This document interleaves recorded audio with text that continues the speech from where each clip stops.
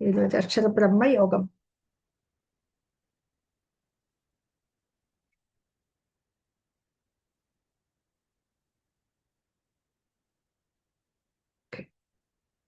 అష్టమాధ్యాయము అక్షర బ్రహ్మ యోగము భగవత్ ప్రాప్తి చూడబోతున్నాము. నిన్న 7వ అధ్యాయము చూసాం కదా.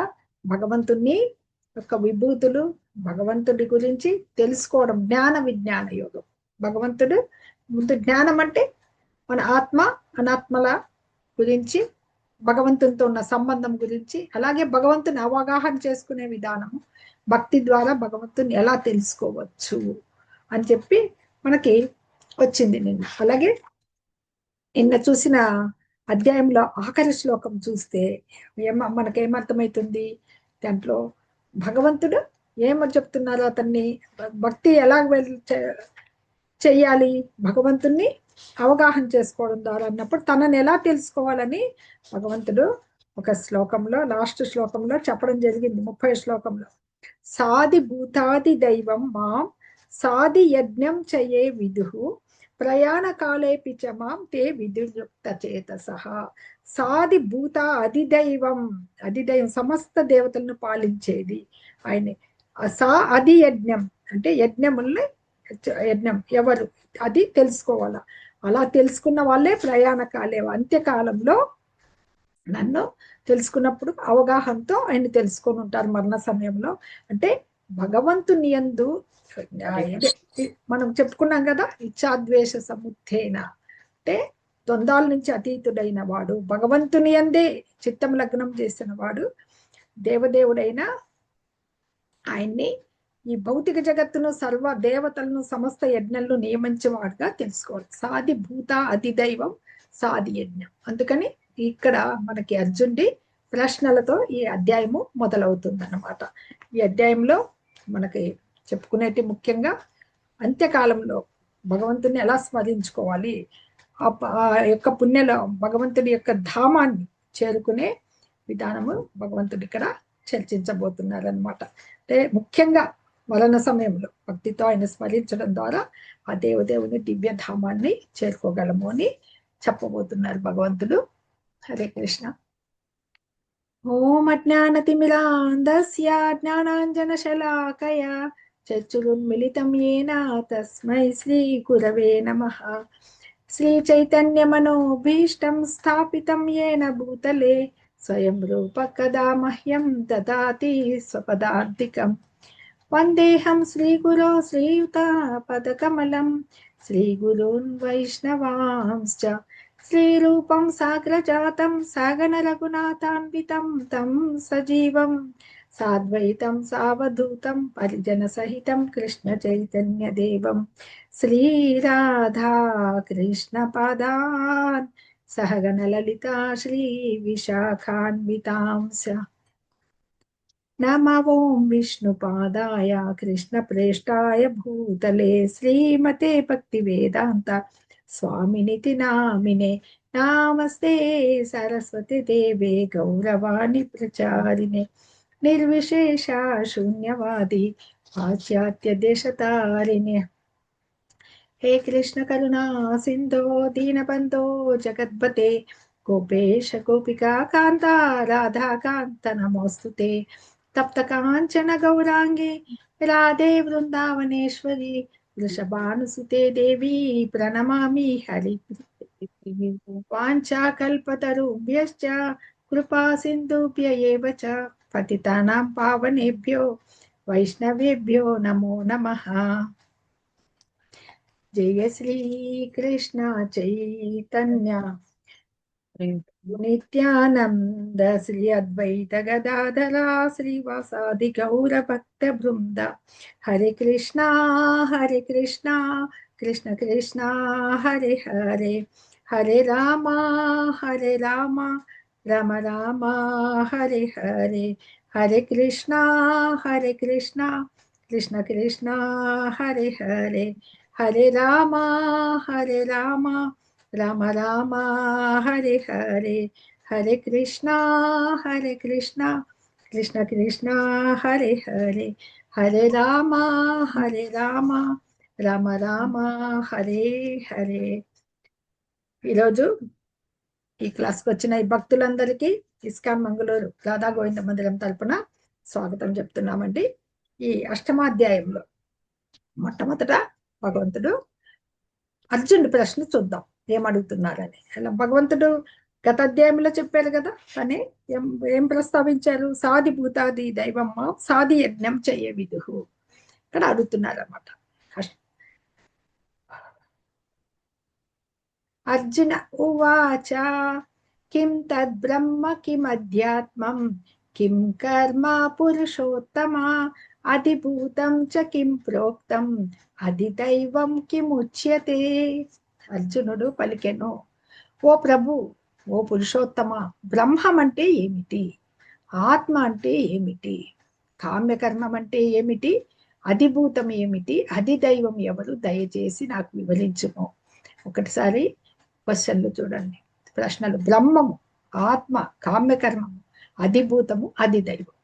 మనకి 5 ప్రశ్నలు ఇక్కడే వచ్చేసాయి. 3, 4, 5 అనమాట. అంటే ఇక్కడ భగవంతుడు చెప్పే ముందర బ్రహ్మం కిం తద్బ్రహ్మ, ఇక్కడ మనకి ఈ 5 ప్రశ్నలకి ఆత్మ, ఆత్మ అంటే కూడా మనస్సు, దేహము, ఇంద్రియాలు అని అన్ని వస్తాయి. అదే ఇక్కడ అర్జునుడు ఏమని సంభవించాడు భగవంతుని? పురుషోత్తముడు అంటే భగవంతుణ్ణి పూర్ణ పురుషోత్తముడుగా గుర్తించాడు కదా, అతను పురుషోత్తమ అని సంబోధిస్తూ 5 ప్రశ్నలు అడగడం జరిగింది. దీనికి భగవంతుడు వరుసగా సమాధానాలు ఎలా ఇస్తున్నారో చూద్దాం. ఇంకా అడుగుతున్నారు, ఇంకా 2వ దాంట్లో కూడా. అది యజ్ఞం కథం కోత్ర దేహేస్మిన్ మధుసూదన ప్రయాణ కాలే చ కథం నేయోసి నియతాత్మభిః. ఓ మధుసూదన, యజ్ఞ ప్రభు ఎవరు? ఏ విధముగా అతడు ఈ శరీరంలో ఎలా ఉంటాడు? భక్తి సేవలో నిమగ్నమైన వాళ్ళు మరణ సమయంలో నిన్ను ఎలా తెలుసుకోగలరు? అంటే భగవంతుడు గత చాప్టర్లో లాస్ట్ లో చెప్పారు కదా, అది యజ్ఞాన్ని, అది భూతాన్ని తెలుసుకోవాలి. నన్ను తెలుసుకున్న వాళ్ళే ప్రభు నియామకుడిగా అంత్యకాలంలో నన్ను పొందగలరు. అంటే ఈ ప్రశ్నలు అడగడం జరిగింది అనమాట. మొత్తంగా ఇన్ని ప్రశ్నలు అడిగారు. ఒక్కొక్క దానికి భగవంతుడు ఇక్కడ మనకి సమాధానము ఇస్తారనమాట ఇక్కడ. ఎందుకంటే మనకి ఒక మరణ సమయంలో ఎలా ఉంటారు జనులు అనేది మనం చూడాలి. ఇక్కడ యజ్ఞప్రభు, యజ్ఞప్రభు అంటే మనకి మామూలుగా యజ్ఞ వై విష్ణు అని చెప్పుకున్నాం కదా, విష్ణువుని సూచిస్తుంది, ఇంద్రుడిని కూడా సూచిస్తుంది. కానీ దేవతల్లో ఇంద్రుడు ప్రముఖుడు కావచ్చు, కానీ భగవంతుడే విష్ణువు. యజ్ఞో వై విష్ణు, యజ్ఞాలకు అధిపతి అన్నమాట.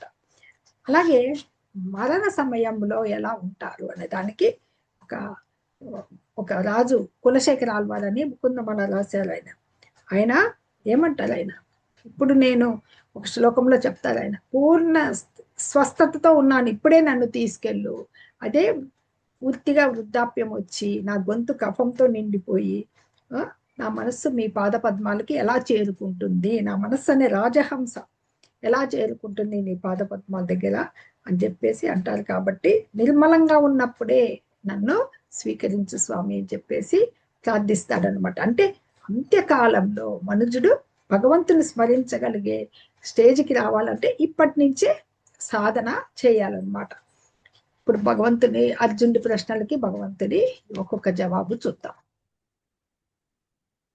శ్రీ భగవాన్ ఉవాచ అక్షరం బ్రహ్మ పరమం స్వభావోధ్యాత్మముచ్యతే భూత భావోద్భవకరో విసర్గ కర్మ సంనితః. ఇవి అక్షరం బ్రహ్మ. మొట్టమొదటి ప్రశ్న ఏమడిగాడు? కిం తద్బ్రహ్మ. దానికి జవాబు ఏమొస్తుంది? అక్షరం బ్రహ్మ. శ్రీ భగవానుడు పలికాడు, నాశరహితుడు సర్వోత్తముడైన జీవుడే బ్రహ్మం అనబడతాడు. జీవుడు అంటే ఇక్కడ దేహదారి కాదు, ఆత్మ. ఆత్మకి ఒక దేహము ఇవ్వబడుతోంది. నాశన రహితుడు, ఆత్మ నశించదని చెప్పుకున్నాం కదా 2వ అధ్యాయంలో. ఇది చంపబడదు, ఎప్పటికీ నశింపు లేదు, ఎప్పటి నచ్చే ఉంటుంది, ముందు కూడా ఉండబోతుంది. సర్వోత్తముడైన ఈ జీవుడే బ్రహ్మము అనబడతారనమాట. అలాగే ఈ బ్రహ్మము నాశరహితము, శాశ్వతమైంది కదా, తన సహజ స్థితి రాదు. అలాంటి బ్రహ్మానికి పైన ఉండేది భగవంతుడు ఎవరు మరి? పరబ్రహ్మం. అలాగే బ్రహ్మం ఎవరిని సూచిస్తోంది ఇక్కడ? జీవుణ్ణి సూచిస్తోంది. పరబ్రహ్మం భగవంతుణ్ణి సూచిస్తుంది అనమాట. ఈ ఆత్మ యొక్క నిత్య స్వభావాన్ని అధ్యాత్మము ఇక్కడ అడిగారు కదా. కిం తద్బ్రహ్మ కిం అధ్యాత్మం. అధ్యాత్మం అంటే ఇక్కడ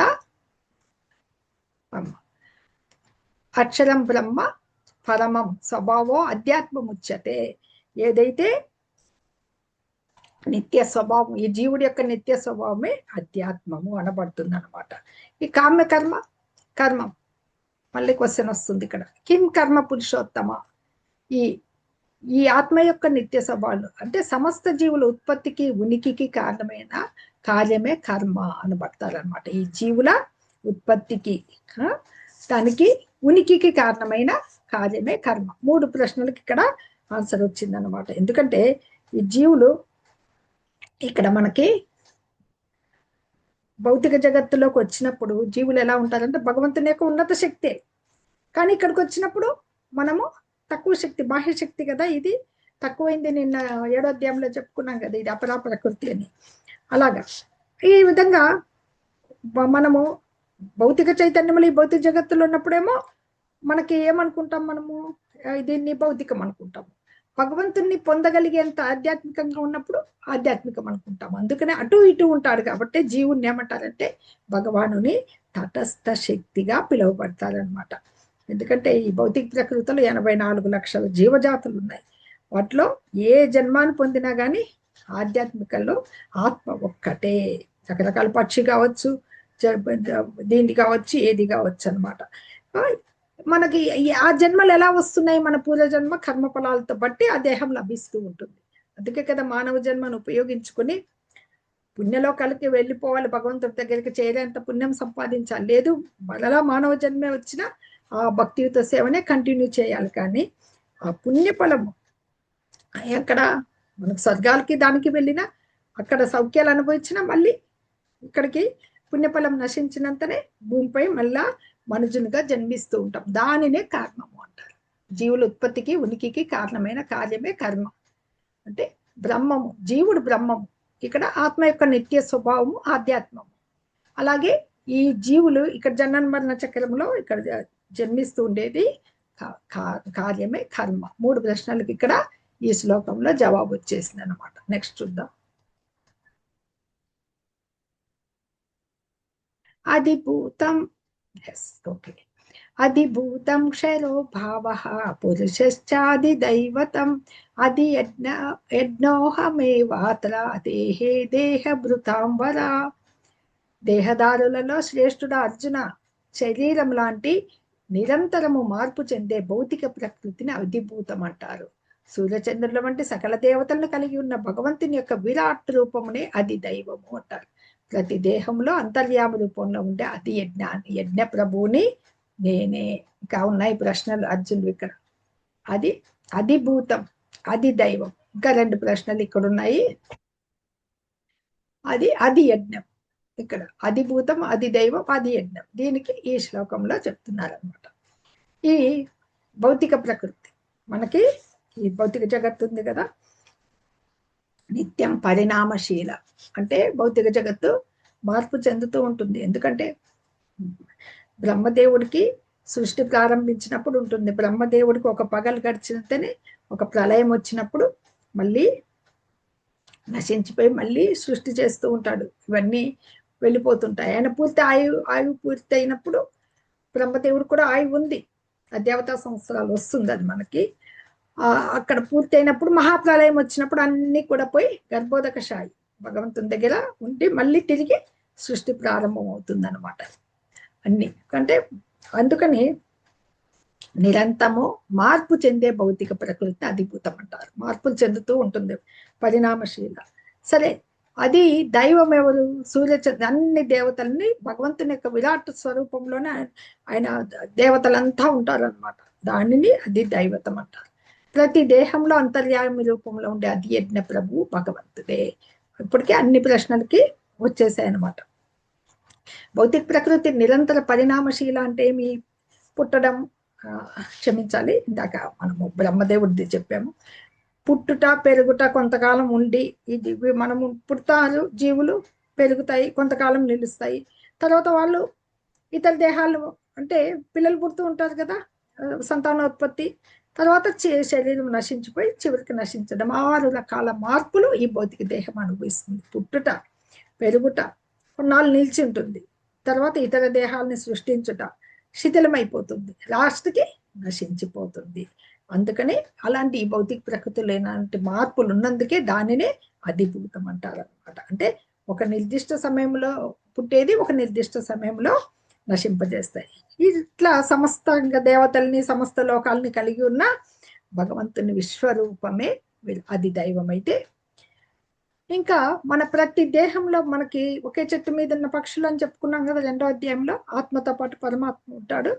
అది ఆ పరమాత్మయే అది యజ్ఞుడు, యజ్ఞప్రభు అది యజ్ఞుడు అనబడతారు అనమాట. ఇక్కడ వచ్చేస్తుంది కదా ఇక్కడ ఆన్సర్లు.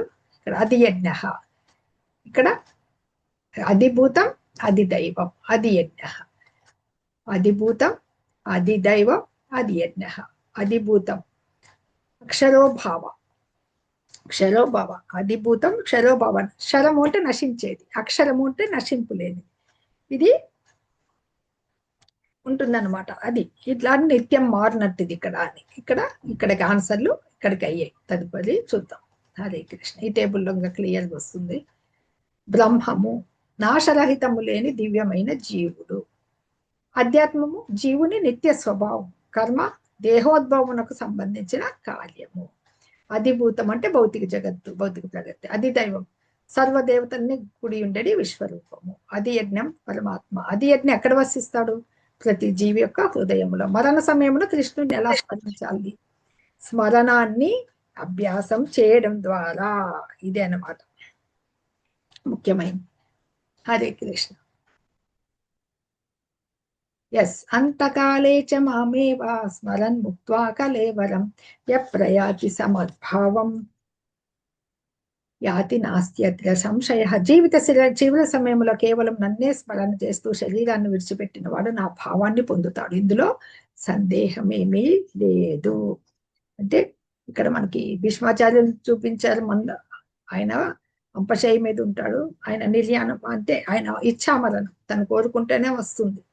అతను భగవంతుని సమక్షంలోనే అతన్నే చూస్తూ తన యొక్క ధామాన్ని చేరుకోవడం జరుగుతుంది అన్నమాట. అలాగా మనకి ఈ సరే భగవంతున్నే స్మరిస్తూ ఉండాలంటే భక్తులు ఏం చేయాలి?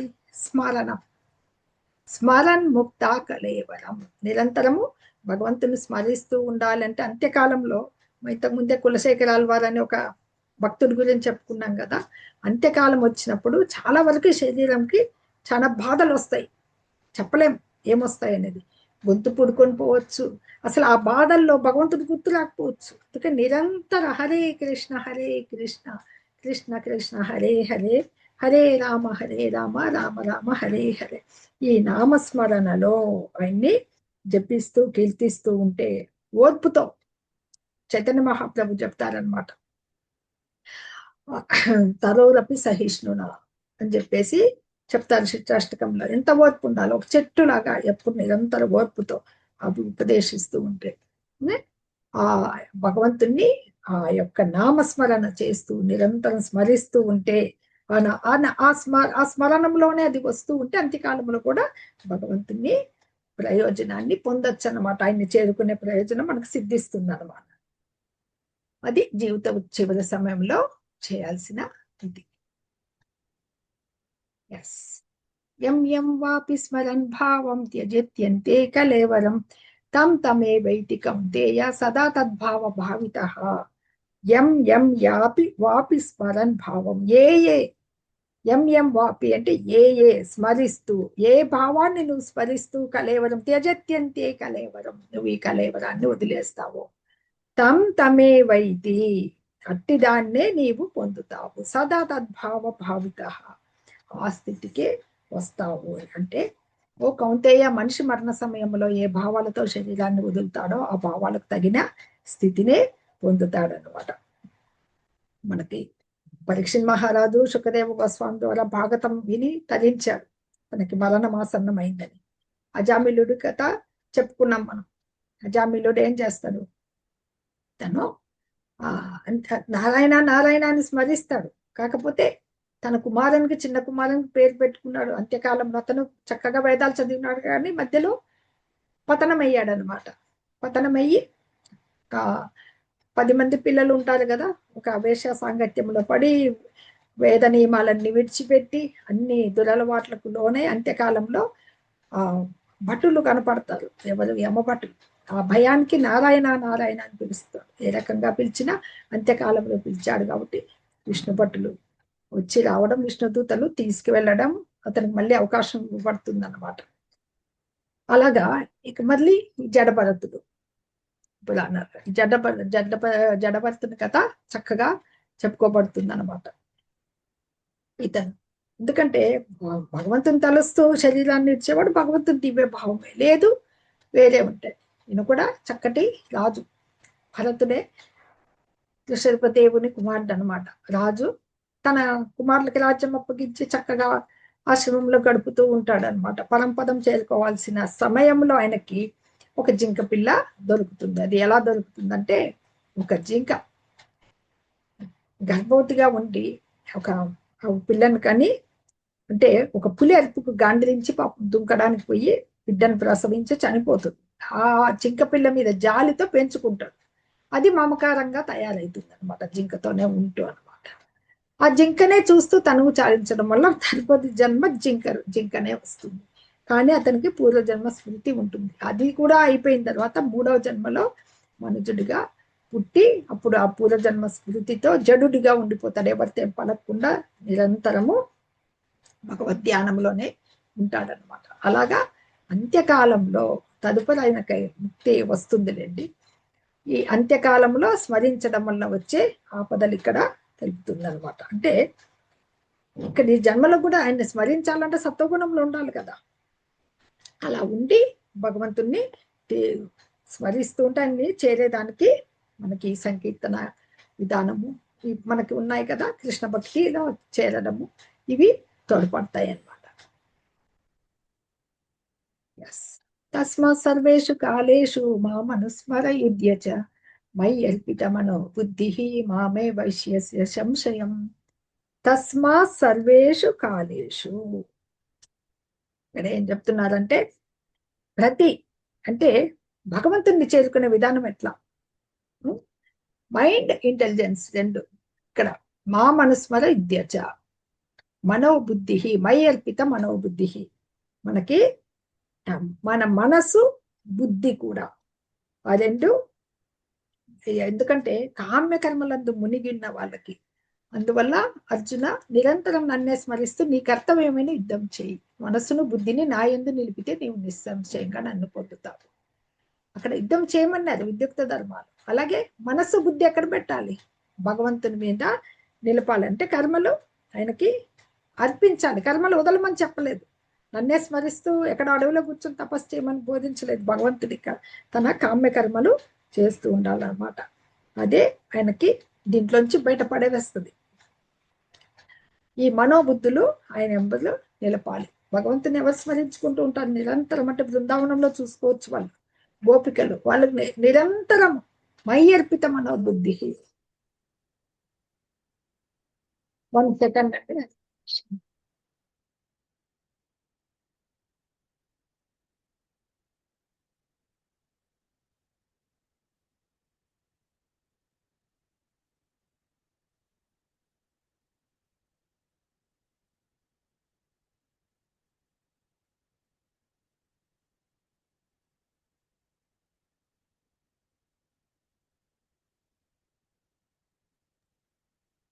హరే కృష్ణ. సరే అండి, ఇట్లా మనకి మై అర్పిత మనోబుద్ధి అంటున్నారు. ఆయన మీద మనసు బుద్ధి రెండు నిలపడం వలన పొందగలము. గోపికలు నిరంతరము భగవన్ నామస్మరణే, వాళ్ళ బుద్ధి ఇంటెలిజెన్స్, వాళ్ళ ఆలోచనలంతా కూడా భగవంతుడే. యశోదమాత వాత్సల్య భావంతో ఎలా చూస్తుంది, అలాగే మనకి ఇంకా గోపాలకులు గోపలు బృందావనంలో అందరూ అనమాట. అది అది భగవంతుని మీద అలా కేంద్రీకరించాలా అని ఇక్కడ చెప్పబడుతుంది అనమాట. ఓకే. అభ్యాసయోగయుక్తేన చేతసా నాన్యగామిన పరమం పురుషం దివ్యం యాతి పార్థాను చింతయన్. స్టెప్ బై స్టెప్ చెప్తున్నాడు భగవంతుడు. ఇలాగా నన్ను ఇక్కడ నా మీదే మనసు బుద్ధి పెట్టమన్నాడు. ఎలాగా అలా పెట్టాలి, నామస్మరణ నిలపాలి అంటే అభ్యాస యోగ యుక్తేన, ఆయన్ని నిరంతరం ఆయన స్మరణందే మనస్సు బుద్ధి అన్నారు కదా, నియుక్తం చేసి ఆయన్నే దేవదేవునిగా ధ్యానం చేస్తే పెడతాము. అంటే మనకి శ్రవణ కీర్తనాలందు మన ఈ కర్ణాలు, జిహ్వ, మనస్సు సంపూర్ణంగా ఉండాలన్నమాట. జప కీర్తన చేస్తే ఏ రకంగా అయినా ఆయన్ని చేరుకునేదానికి భగవద్భక్తి, భక్తియుత సేవే చక్కటి మార్గము. హరే కృష్ణ.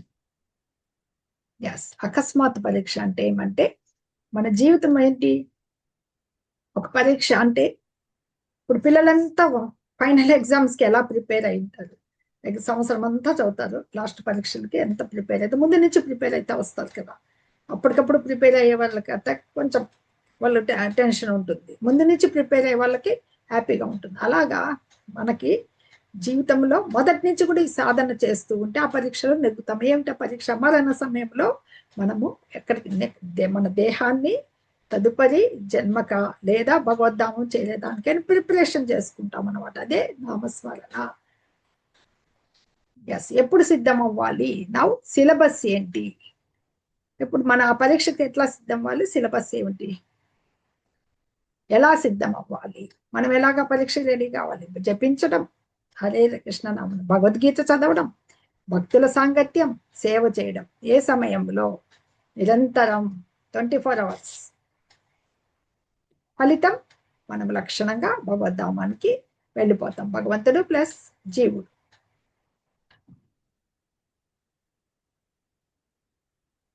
కవిం పురాణమనుశాసితారం అనోరణీయం సమనుస్మరేద్యః సర్వస్య ధాతారమచింత్య రూపం ఆదిత్యవర్ణం తమస పరస్తాత్. భగవంతుడు ఎలా ఉంటాడు ఇక్కడ? కవిం పురాణం, సర్వమును తెలిసిన వాడుగను. కవిం అంటే సర్వజ్ఞుడు, మొత్తము ఆయనకి అన్ని తెలుసు అనమాట. హినోస్ ఎవ్రీథింగ్. పురాణం, పురాణం అంటే ఇక్కడ ప్రాచీనుడు, అత్యంత ప్రాచీనుడు. అంటే ఎందుకంటే ఆయన ఎప్పటి నుంచో ఉన్నాడు, ఆయన ఎట్లా ఉన్నాడు, మొదటి నుంచే ఉన్నాడు కాబట్టి ఆయన ప్రాచీనుడు అని చెప్పబడ్డాడు అనమాట. అనుశాసితారం, నియమించువాడు.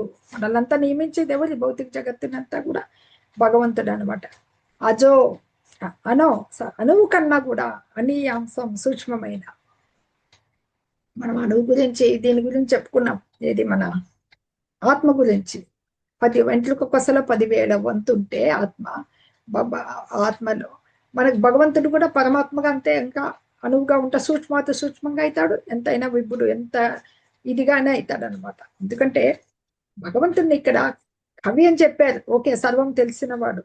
అలాగే భూత భవిష్యత్ వర్తమాన కాలాలు తెలుసు కాబట్టి అతి ప్రాచీనుడని కూడా మనం చెప్పబడ్డారు అనమాట. సమస్తానికి ఆయనే అన్ని తెలిసిన వాడు కాబట్టి కవి అనిపించుకున్నాడు, పురాణం అనిపించుకున్నాడు, నియంత్రించేవాడు, సూక్ష్మం కంటే సూక్ష్మమైన వాడు.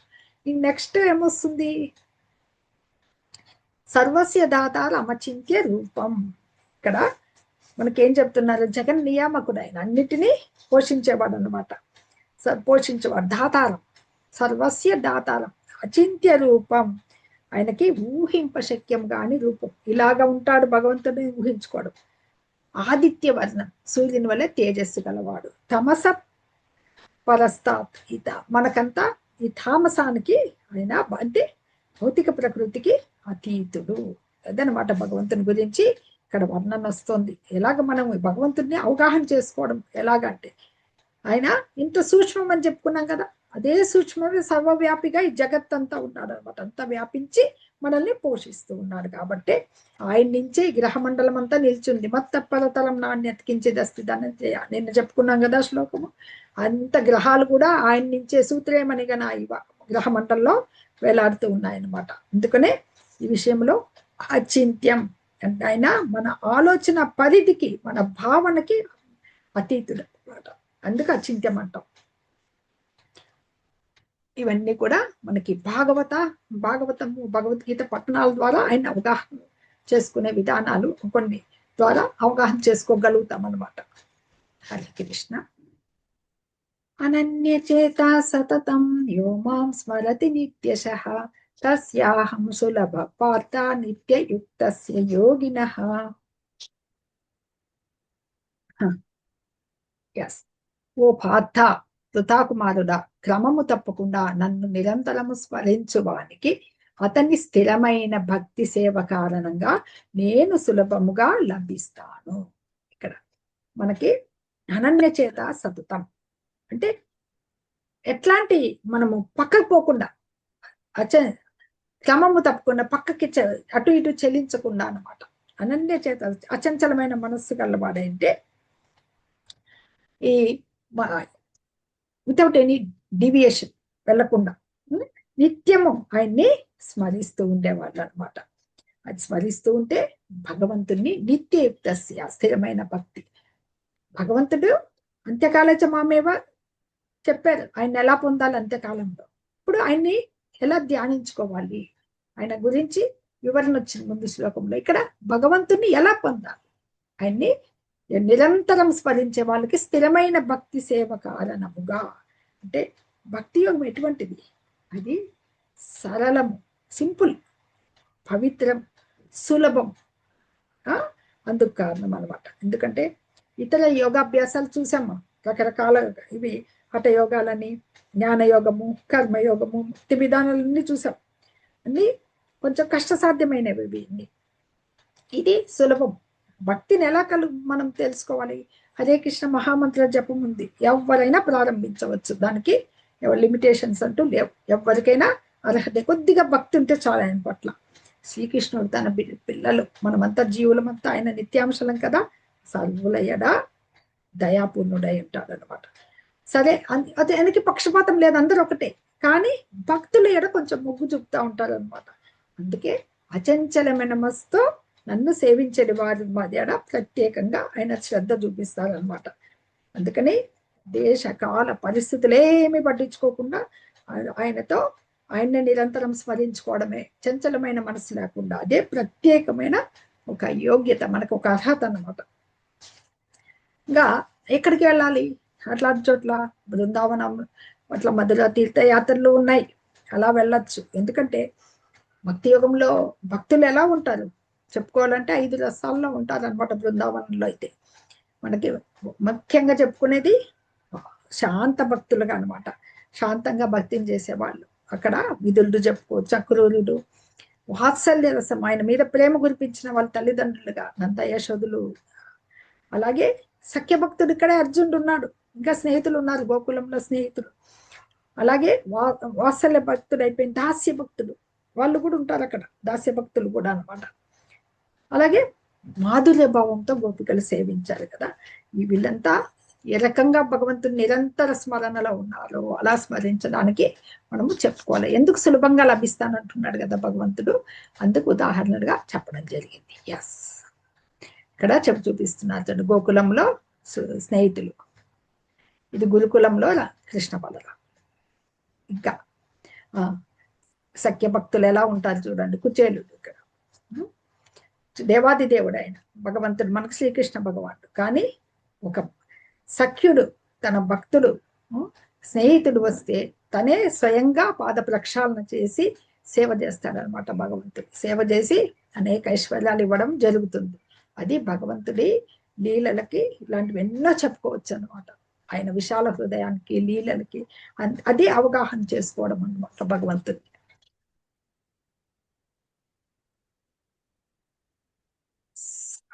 మాముపేత్య పునర్జన్మ దుఃఖాలయమ శాశ్వతం నాప్నువంతి మహాత్మానః సంసిద్ధిం పరమోన్ గతాః.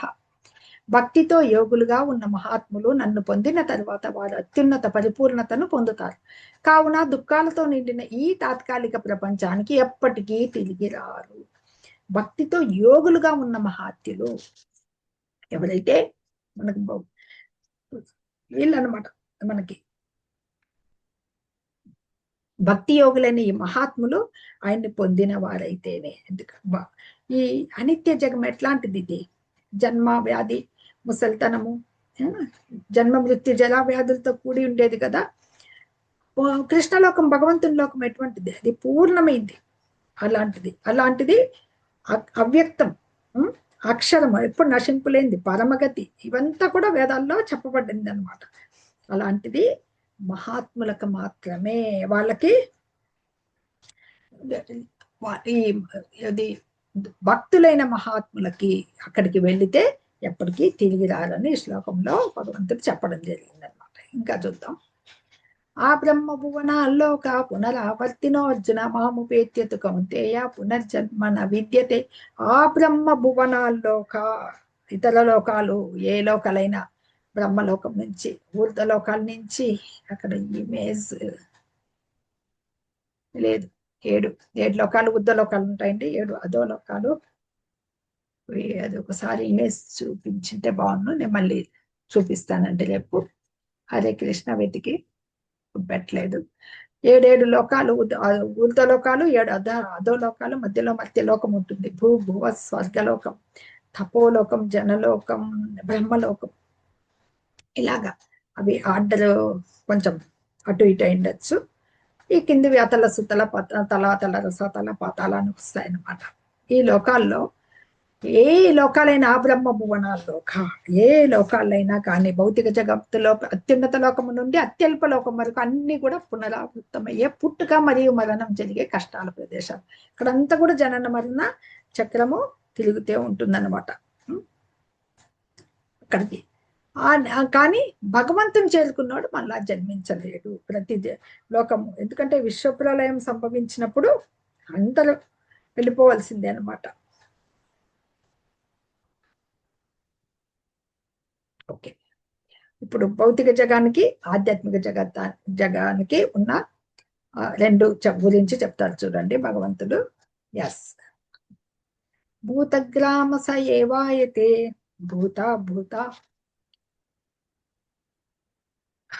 భూతగ్రామ స ఏవాయం భూత్వా భూత్వా ప్రలీయతే రాత్ర్యాగమే వశపాత ప్రభవత్యహరాగమే.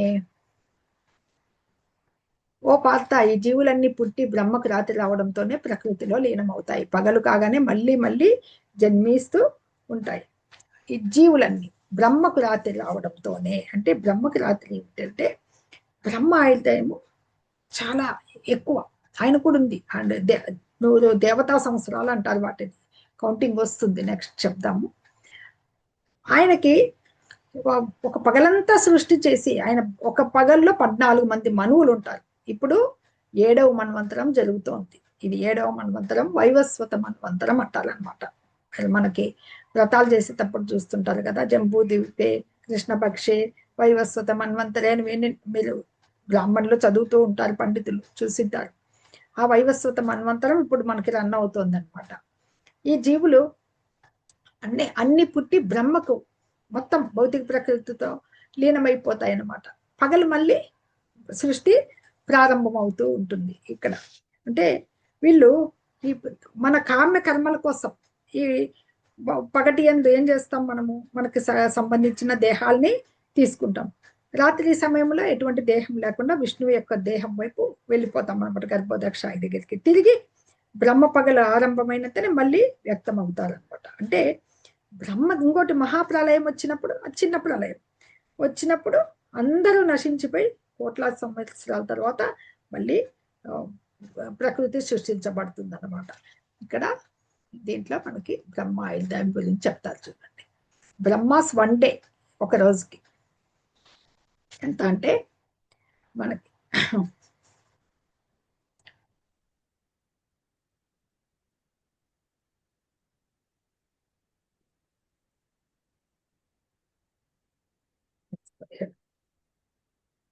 ఓకే, బ్రహ్మకి ఒక్క రోజు అంటే మనకి యుగాలు చెప్పాం కదా.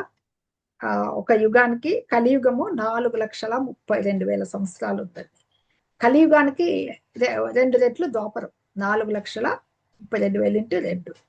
త్రేతా కలియుగానికి, త్రేతాయుగం వచ్చి 3 రెట్లు, సత్యయుగం 4 రెట్లు. ఇది మొత్తము ఈ 4 కలిపితే ఒక దివ్య యుగం అంటారు.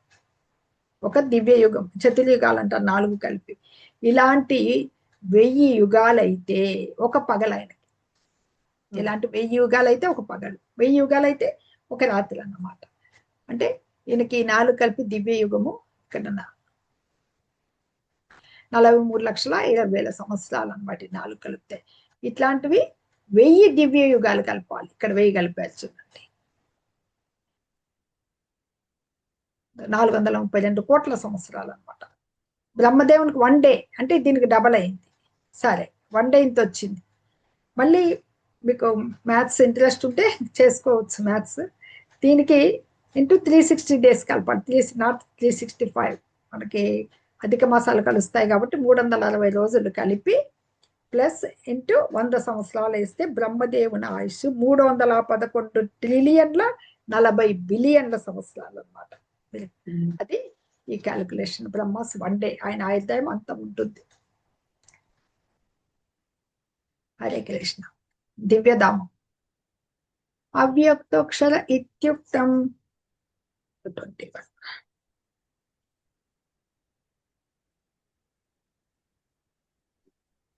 అవ్యక్తోక్షర ఇత్యుక్తం తం ఆహు పరమాంగతిం యం ప్రాప్య నివర్తంతే తద్ధామ పరమం మమ. బ్రహ్మదేవుని గురించి భౌతిక జగత్తు గురించి చెప్పాం కదా, అన్ని లోకాలు కూడా వెళ్ళిపోతాయని. మరి భగవంతుని ధామం ఎలా ఉంటుంది? దివ్య ధామం అనేది ఆ దివ్య నివాసం అవ్యక్తం చెప్పాం కదా, అది ఊహలకు అందదు. అక్షరం అంటే అది ఎప్పటికీ నశింపు లేనిది. ఏది వేదాంతులు వ్యక్తం కానిది, నశింపు లేనిది. మరియు ఇది పరమగమ్యము. జీవుడు అక్కడికి చేరుకున్న తర్వాత తిరిగి రాడు. అది నా సర్వోన్నత నివాసము, గోలోక బృందావనం అనమాట. బ్రహ్మ సంహితలో చెప్తారు ఎలా ఉంటుంది వర్ణన అని చెప్పేసి. భగవంతుని చింతామణి ప్రకర సద్మ సుకల్ప వృక్ష అని అంటే మనకి ఎలాంటి చింతామణులతో నిండి ఉన్న ఒక అద్భుత లోకం అనమాట. అది అన్ని మణులే. కల్పవృక్షాలు ఎన్నో ఉంటాయి, సురభి గోవులు ఎన్నో ఉంటాయి. అక్కడ లక్ష్ములతో, వేల కొద్ది లక్ష్ములతో, లక్షల కొద్ది లక్ష్ములతో సేవింపబడుతూ ఉంటాడు అనమాట. ఆదిదేవుడు, సర్వకారణ కారణుడు గోవిందుడు. మనకి ఎంత ఆయన అంత అందంగా ఉంటాడంటే వేలాది మంది మన్మధులు కూడా ఆయనకి సాటి రారనమాట. ఆయన దానికి పీతాంబరం ధరించి ఉండే వేణుమాధవుణ్ణి మనము చూస్తూ ఉంటాం అనమాట. ఇప్పుడు మనకి ఇక్కడ మన భౌతిక జగత్తులో బృందావనం ఉంది, ఆ గోలోక బృందావనం. అదైతే మనకి భూలోక బృందావనం అనమాట. ఇది అది ఈయన యొక్క దివ్య ధామం, చేరుకునే దివ్యధామం.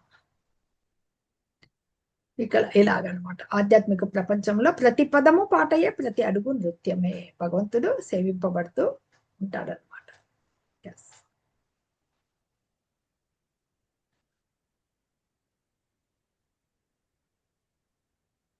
ఇది ఆధ్యాత్మిక ప్రపంచము. ఇది ప్రతి పదం పాటయే భౌతిక ప్రపంచం. అలాగే ఒక 2 విషయాలు.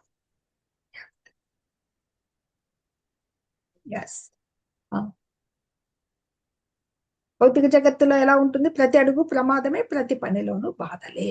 ఇది దుఃఖాలయం అశాశ్వతం అనుకున్నాం కదా, అలాగే ఆధ్యాత్మిక ప్రపంచ స్వభావం ఎలా ఉంటుంది? శాశ్వతమైనది, తప్పు లేనిది, అపరిమిత ఆనందం ఉన్నది, అన్ని కోరికలను నెరవేర్చేది, ఆకర్షణీయమైనవి, ప్రత్యక్ష శ్రేష్టమైనది, అత్యున్నతమైన లోకం, తిరిగి రాని ప్రదేశము.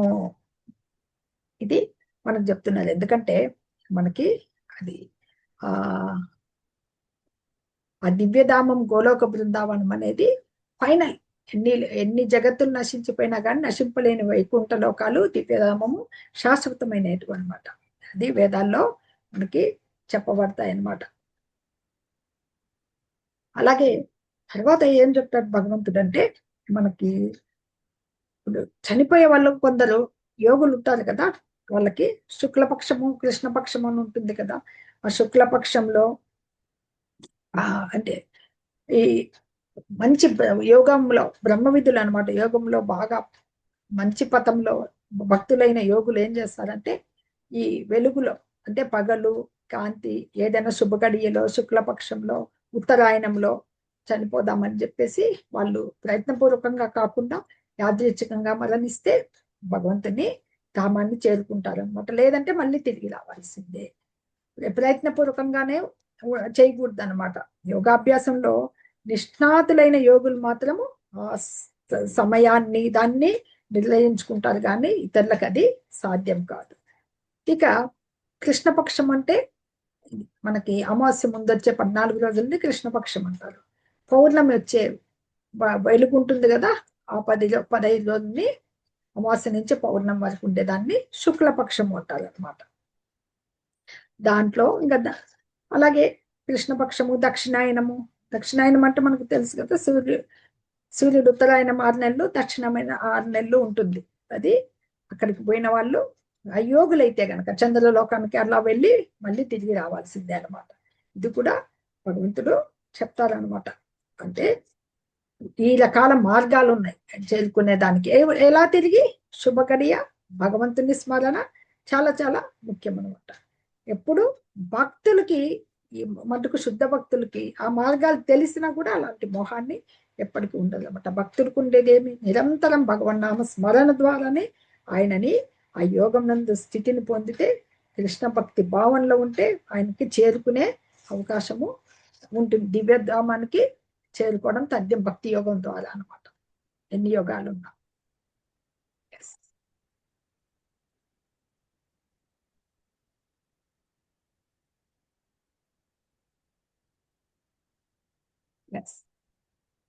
భగవత్ సేవ ఎలా చేసుకోవాలి భగవంతుణ్ణి. నైతే శృతి పాత జానన్ యోగి ముహ్యతి కశ్చన తస్మా సర్వేషు కాలేషు యోగ భుక్యుక్తో భవార్జున. ఇప్పుడు చెప్పుకున్నాం కదా మనము, అర్జున ఈ 2 మార్గాలు తెలిసిన భక్తులు ఎల్లప్పుడూ కలవరపడరు. అందువల్ల నీవు ఎల్లప్పుడూ భక్తి ఎందు స్థిరపడము. ఎప్పుడు భక్తులు ఎలా ఉండాలి అంటే, ఈ 2 మార్గాలు ఉత్తరాయణ కాలంలో వెలుగులో మనకి శుభగడియల్లో శుక్లపక్షంలో వెళ్ళే యోగులు, అది వాళ్ళు ఎలా చేయాలి? యోగాభ్యాసంలో నిష్ణాతమైన వాళ్ళు సమయంలో అనుకోకుండా చేరితే గాని, అంటే ప్రయత్నపూర్వకంగా చేసిన వాళ్ళైతే కేవలం నిరాకార బ్రహ్మ జ్యోతి వరకే వెళ్తారనమాట. నిష్ణాతులైన యోగులు మాత్రమే దాంట్లో అక్కడి సమయాన్ని నిర్ణయించుకుంటారు, కానీ ఇతరులకి సాధ్యం కాదనమాట. అనుకోకుండా వాళ్ళు చనిపోతే ఆ టైంలో మాత్రం తిరిగి జనన మరణ చక్రంలో తిరిగి ప్రవేశించాలి, కానీ లేకుంటే మళ్ళీ జన్మలు పొందాల్సిందనమాట. అదే కృష్ణ భక్తి భావనాయుక్తుడైన భక్తుడు మాత్రము సమయంలో దేహం విడిచినా యాదృచ్ఛికంగా లేదా ఎలా చేసినా గాని వెనక్కి మరలి వస్తారనే భయం మాత్రము ఉండదు. అది తేడా ఉత్తరాయణకి దక్షిణాయనానికి అనమాట. అందుకనే భగవంతుడు భక్తిలో స్థిరపడమని చెప్తున్నారు అనమాట. హరే కృష్ణ మహామంత్ర జపం దానికి సరి అయిన పథాన్ని నిర్దేశిస్తుంది అనమాట. వేదేషు యజ్ఞేషు తపస్సు చైవ దానేషు యత్పుణ్యఫలం ప్రదిష్టం అత్యేతి తత్సర్వమిదం విదిత్వా యోగి పరం స్థానముపైతి చాద్యం. యోగి భక్తుడు ఇక్కడ వేదేషు యజ్ఞేషు తపస్సు చైవ, భక్తి సేవ యొక్క మార్గాన్ని అంగీకరించే వ్యక్తి వేదాలను అధ్యయనం చేయడం, కఠినమైన తపస్సులు చేయడం, ధాతృత్వం ఇవ్వడం లేదా తాత్విక మరియు ఫలవంతమైన కార్యకలాపాలను అనుసరించడం వల్ల కలుగు పుణ్యఫలాలను అధిగమించి వీటన్నిటిని పొందగలడు. చివరికి అతను నిత్యమైన పరంధామమును చేరుకుంటాడు. ఒక భక్తుడుకి మిగతాకి చూపిస్తున్నారు. ఎందుకు? వేదాధ్యయనం వల్ల కానీ, వేదేషు తీవ్ర తపస్సులతో కానీ, యజ్ఞాచరణముల వలన కానీ, తీవ్ర తపస్సులతో కూడిన యజ్ఞాలతో కానీ, దానాలు ఇలాంటి తాత్విక కర్మలు ఇవన్నీ చేయడం వల్ల వచ్చిన ఫలితాలు ఇవన్నీ కూడా భక్తుడికి లభిస్తాయన్నమాట. కేవలము భక్తియుత సేవ చేయడం వల్ల ఈ ఫలితాలన్నిటికీ కూడా ఏదైతే వస్తుందో అవి పొందగలడు ఒక భక్తుడు అని చెప్తున్నారు అనమాట. దీనికి కావాల్సింది ఏమి? ఆధ్యాత్మిక గురువు. ఇది ఎక్కడ వేదాధ్యాయనం చేస్తూ మామూలుగా ఆయన చాలా వరకు వేదాలంటే వేదాధ్యయనం చేయాలి, గురువు అధ్యయనంలోనే వేదాలు అభ్యసించాలన్నమాట. గురువు ఎలా ఆహారం తీసుకోమంటే తినాలి, ఆయన ఏం చేయమంటే అది చేస్తూ వినయంతో సేవ చేస్తూ ఉండాలన్నమాట. అది 25 వర్ణాశ్రమ ధర్మంలో పద్ధతులు ఉండేటివి. 25 సంవత్సరాల వరకు బ్రహ్మచర్యము ఆచరిస్తూ చేస్తారనమాట. కాబట్టి ఈ వేదాధ్యయనం అనేది విలాసవంతుల కోసం కాదు, మనుషుడికి ఒక ఉత్తమ క్యారెక్టర్ శీలం కోసం అనమాట. అది అప్పుడు తర్వాత గృహస్థాశ్రమానికి వస్తారు. వచ్చిన తర్వాత వివాహానంతరము గృహస్థాశ్రమంలో వాళ్ళే కదా యజ్ఞాలు ఇవన్నీ ఆచరిస్తూ చేస్తూ ఉంటారు. దానాలు, అవి కూడా దానాల్లో సత్వరజ తమో గుణ దానాలు ఉన్నాయి, మనకు వస్తుంది ముందు ముందు. తర్వాత గృహస్థాశ్రమం నుంచి వానప్రస్థాశ్రమంకి వస్తారు. ఆ తర్వాత తపస్సులు అవి చేస్తారు అనమాట. ఈ రకంగా ఉద్ధరింపబడేటోళ్ళకి ఉన్నత లోకాలు పొందుతారు. ఇంకా ఉన్నతికి పోయినప్పుడు నిరాకార బ్రహ్మజ్యోతి అవన్నీ చేస్తారు. ఇదంతా కూడా వేదాల్లో ఈ మార్గాలు చెప్పబడ్డాయి. కానీ కృష్ణ భక్తిలో ఉన్న వాళ్ళు ఇవన్నిటికంటే కూడా ఇప్పుడు చెప్పబడిన దానికన్నిటికంటే కూడా భక్తుడు అవన్నీ అనుసరించడం వల్ల వాళ్ళు ఎలా చేస్తున్నారనే మార్గాలు ఇప్పుడు మనకు వర్ణాశ్రమ ధర్మం ద్వారా వేదాల్లో చెప్పబడిన మార్గాలు చెప్పాము. ఆ పుణ్యాలన్నీ కూడా ఎవరు కృష్ణ భక్తిలో ఉన్న వాళ్ళకి భగవంతుని భక్తియుత సేవ చేయడం ద్వారా ఈ అన్ని ఆశ్రమ ధర్మాలని సర్వకర్మల్ని ఒక్కసారిగా పొందిన వాడైతాడనమాట. అది భక్తుల సాంగత్యంతో శ్రవణం చేయడము. దానికి అనుసరించిన మార్గాలు ఉన్నాయి. ఎందుకంటే మొట్టమొదటి చెప్పుకున్నాం కదా, ఇవంతా కూడా మధ్యలో ఉన్నవన్నీ కూడా ఈ 6 అధ్యాయులు 7 నుంచి 12 వరకు మనకి ఈ అధ్యాయాలన్నీ భగవద్గీత సారం అనమాట. ముందు 6 అధ్యాయాలు, లాస్ట్ 6 అధ్యాయాలు. ఒక పుస్తకం ఉంది అనుకోండి, ఆ పుస్తకానికి ఫస్ట్ ఒక అట్ట ఉంటుంది, లాస్ట్ లో ఒక కవర్ ఉంటుంది మనకి. అలాగా నడుమ 6 అధ్యాయాలు మాత్రం భగవంతునికి సంబంధించింది కాబట్టి భక్తి యోగము అని తెలుసుకోవాలి. సరే, ఈ భక్తికి చేయాల్సిన విధానాలు ఏవి? కృష్ణ భక్తి నుంచి భగవద్గీతను అధ్యయనం చేయడం ఎలా నేర్చుకోవాలంటే శ్రద్ధ. ఆ శ్రద్ధకి మనకి భక్తుల సాంగత్యంతో ఆ శ్రద్ధగా అన్వేషించి అది పొందితేనే మెల్లిమెల్లిగా ఈ భగవద్గీతని అధ్యయనానికి అవగతం చేసుకుంటారు. సరే, భక్తుల సాంగత్యంలో ముందుకెళ్తే భక్తియుత సేవలో నెలకొంటారు. దాన్ని భజన క్రియ అంటారు అనమాట. ఆ తర్వాత ఆ నెలకొన్నప్పుడు ఆ భక్తియుత సేవలో కృష్ణుని కర్మలు, లీలలు, నామగుణాలు గురించిన సందేహాలన్నీ నివృత్తి అయిపోతాయి అన్నమాట.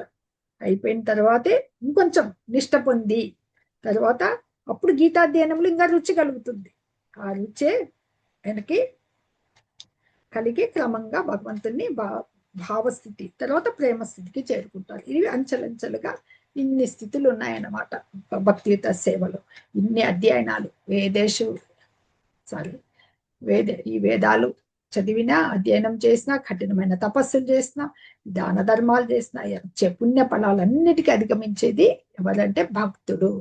భగవంతుని పట్ల నిరంతర హరే కృష్ణ నామ మంత్ర జపము, భగవద్గీత పఠనము, భక్తుల సేవ, భగవద్ధామాలు దర్శించడము, ఇవన్నీ కూడా ఆచరణీయమైన భక్తియుత సేవలో అన్ని మార్గాలు అన్నమాట. ఆ రకంగా భక్తుడు అప్పుడు అంతిమ కాలంలో ఇలాగే స్మరిస్తూ ఉంటే కృష్ణలోకమైన ఈ అత్యంతమైన పూర్ణ స్థితికి వస్తాడు కదా. అప్పుడే ఆధ్యాత్మిక ఆకాశంలో ఆధ్యాత్మిక ఆకాశంలో ఉన్న కృష్ణలోకమైన గోలోక బృందావనానికి చేరి నిత్య సుఖాన్ని పొందుతాడు భగవంతుని సమక్షంలో అని భగవత్ ప్రాప్తి అనే ఈ అధ్యాయంలో భగవంతుని చేతనే ఇది తెలుపబడింది అన్నమాట. హరే కృష్ణ భక్తులందరికీ పరమ గుహ్య జ్ఞానము రేపు చూడబోతాం. హరే కృష్ణ. హరే కృష్ణ మాతాజీ. హరే కృష్ణ మాతాజీ. హరే కృష్ణ మాతాజీ.